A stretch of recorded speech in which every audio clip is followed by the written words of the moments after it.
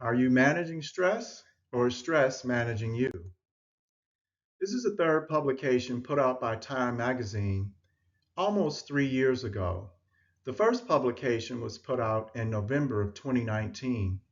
And little did we know at that time that in 2020 we would be experiencing a world pandemic. Stress, in its basic definition, means whatever causes a person pressure or strain. And certainly this slide is not totally inclusive, but stress is multifactorial. How we manage stress, how we deal with stress is different based on our resilience to stress. Today, there are over 20 million Americans that suffer from treatment-resistant depression, and this is secondary due to chronic stress. Worldwide, there are over 350 million people who suffer from depression, and this is second only to heart disease. There are more people that suffer from insomnia actually than those who suffer with depression. Many of the patients that I take care of here at the Ketamine Health and Wellness Center in Plano, Texas, often tell me that they can't shut their brains off at night, that they're constantly thinking while they're trying to go to bed. There are other patients who tell me that they can't sleep at night or they'll fall asleep, but they'll wake up several times in the middle of the night and they can't go back to sleep. And others will tell me that they fall asleep, but when they wake up in the morning, they feel tired. And this is due to adrenal fatigue. More people suffer with generalized anxiety than even those who have treatment-resistant depression. I think what we're all trying to do on a daily basis in our lives is kind of balance our work life or our school life with our other responsibilities. And this is a juggling act, and certainly at different seasons and different ages of one's life. And I think sometimes this scale right here is disproportionate because a lot of us put a lot of time into work, but we neglect ourselves with doing self-care and taking enough time to actually relax and enjoy life. This is a picture of Dr. Hans Selye. He was a scientist as well as a physician in the 1930s. He's responsible for being one of the first doctors who actually studied this concept of stress, and he is known as the father of modern stress research. And one of his famous quotes that I really try to talk to my patients about is that he said that gratitude is one of the most important emotions. One of his other quotes is that he said, it's not stress that kills us, it's our reaction to it. So here at the Ketamine Health and Wellness Center of Texas, when I started doing intravenous ketamine 8 years ago, I also wanted to add the wellness aspect to it. And for me, that definitely is rooted in stress management.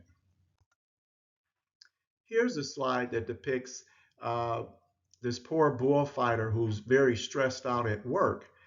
8 years ago, when I went to talk with many psychiatrists in the community, the majority of them told me that most people come to see them because of the stress of their job or they have jobs that they don't really enjoy.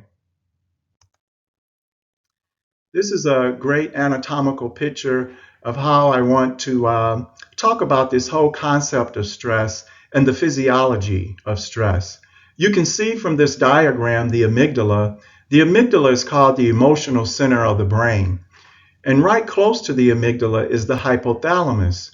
Well, whenever we have this sense of stress, the amygdala communicates to the hypothalamus to secrete cortisol and adrenaline. These are two of the stress hormones that are produced. Now, one of the things I also want to say with this slide, let's talk about the mechanism of how ketamine works, because intravenous ketamine works in the forebrain and in the hippocampus. The forebrain, or the prefrontal cortex, is the part of the brain right behind your eyes. And we know from studies in laboratory mice, if you stress them and you can cause depression, you can give them ketamine and reverse this kind of depression. And two of the mechanisms by which this occurs is that they get new neurons in the prefrontal cortex and in the hippocampus. The prefrontal cortex, again, and the hippocampus, they're both a part of the limbic system in the brain where learning, instinct, memory, and behavior occurs. The second mechanism of action of how intravenous ketamine helps to treat patients with depression and anxiety and PTSD and obsessive compulsive disorder is that it elevates this molecule called brain-derived neurotrophic factor. It's abbreviated BDNF. If any of you ever practice intermittent fasting or when you exercise, you can increase this molecule.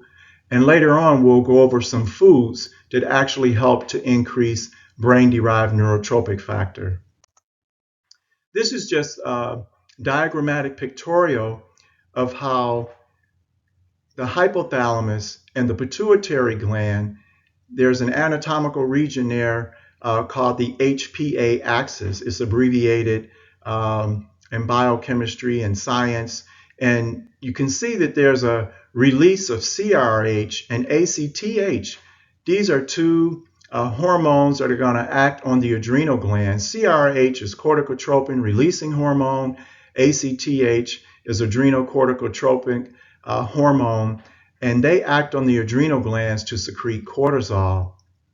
Now, in the normal human response, we have acute responses to stress and a chronic response to stress.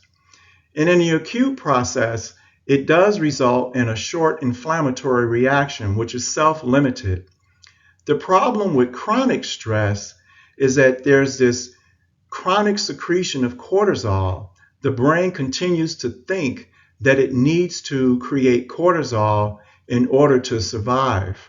This fight or flight phenomenon is called allostasis, and how our body responds to repetitive stress is called the allostatic load. I think I'm going to stop here with this first lecture in the series, Are You Managing Stress, or Is Stress Managing You? If you like this channel, then please subscribe and hit the notification buttons.